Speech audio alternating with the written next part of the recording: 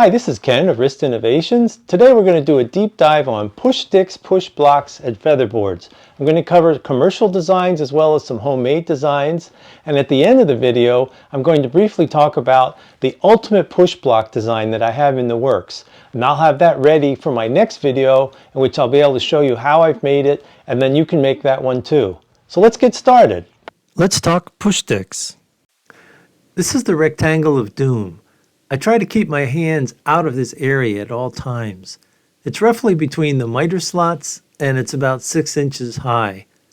I always use push sticks or push blocks whenever I need to move workpieces through this area. So for any push stick, you don't want to be using it before you move the workpiece to the front edge of the table saw, because you can easily push down on the workpiece, causing it to rotate up in the air, which is a serious problem, especially if the workpiece has already been in contact with the blade. On any push stick, you don't want to be pushing up against the fence because it will cause your piece to rotate away from the fence. There are several things that I don't like about this style push stick. Number one, the handle is not very easy to grab because it's so skinny. It easily slips through my hand. I have to really squeeze on it. Also, the length of it causes me to be very far away from the piece, so there's not much control. In fact, it reminds me of a rear-wheel drive car fishtailing in the snow. The only thing better about this particular push stick is that it has a more comfortable handle, but it has the same general type of problems where it's so far away and you're not able to really control your workpiece. So Matt from 731 Woodworks recently did a video on plastic push sticks, and he was describing how one individual had the push stick shatter when he was using it on a table saw, and it caused some serious damage to his arm. And Matt had since learned that there have been other people who have had similar incidents with their plastic push sticks. So from my perspective, I would recommend that you not get anywhere near the blade when you're using plastic push sticks. This is the Bow push stick. This has a very comfortable handle. Also, the tip is made of a high-density foam, so it doesn't have the same problems as a plastic push stick inadvertently coming into contact with the blade. The foam will easily be cut without sending any shards of plastic into the air. This is a left-handed push stick. It has a little rubber tip that I've added to the end of it, and it allows me to be able to push on the side of the piece towards the fence as I use this. And then when I get near the front of the saw blade, then I just release and then just continue on. Tell me more, push stick man. Let's talk commercial push blocks. All right, now let's talk about push blocks. First commercial and then some handmade ones. So this one is made by Hedgehog, and it has a nice design from the standpoint it has a comfortable handle, has a little rubber grip here on the bottom, and it has a little foot to be able to capture your piece. The only thing that I'm not as comfortable about on this one is that it brings my hand into the rectangle of doom area, so it's just a little bit short. Given a choice, that would be, I would say, one of the drawbacks of this particular push block. I would say this is my favorite commercial push block because of several factors. Number one, it has a very comfortable grip handle. Number two, my hand is far away from the saw blade. Number three, it has this rubber grip on the bottom. And number four, it has the plunger here that is able to grab the workpiece as I push it through. So you'll hear this audible click, and now it's just a matter of pushing the workpiece through. So here's another example of the lack of control you have using a push stick versus using a push block. Notice how easy it is for the workpiece to veer away from the fence because you can't apply a downward force. Here's a side view of what is going on. For a push stick, there is a forward force pushing the workpiece forward, but there is little, if any, downward force on the workpiece. On the other hand, with a push block, there is both a forward force, but there is also a downward force, which helps to keep the workpiece flat on the table, and you can even apply a slight sideways force towards the fence. Here's the ultimate ripping cut setup. Whenever possible, I recommend that you use stock guides to keep the workpiece against the fence. Also, I'm using my riving knife and blade guard. So whether I use a push stick or a push block, neither should come into contact with the blade. Let's talk the micro jig gripper.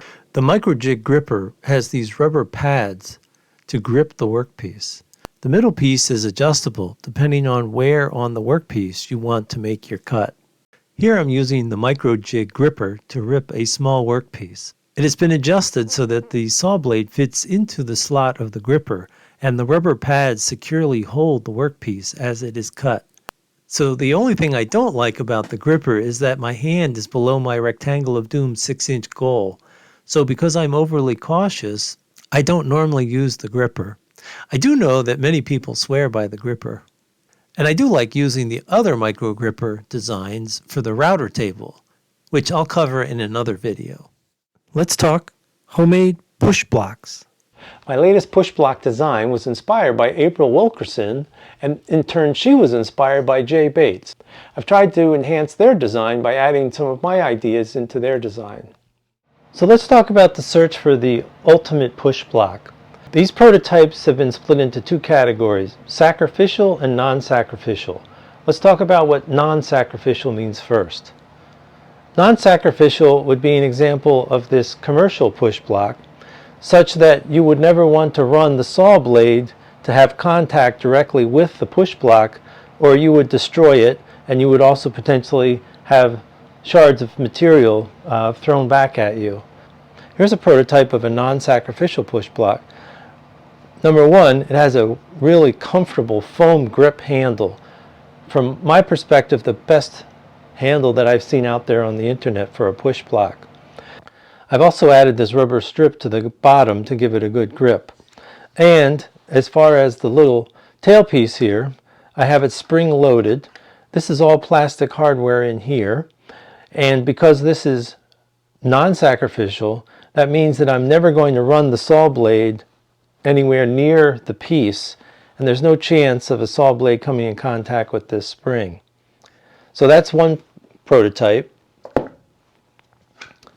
Here's another concept, and what's unique about this one is I have this little plunger mechanism that I have machined, and it has also spring loaded.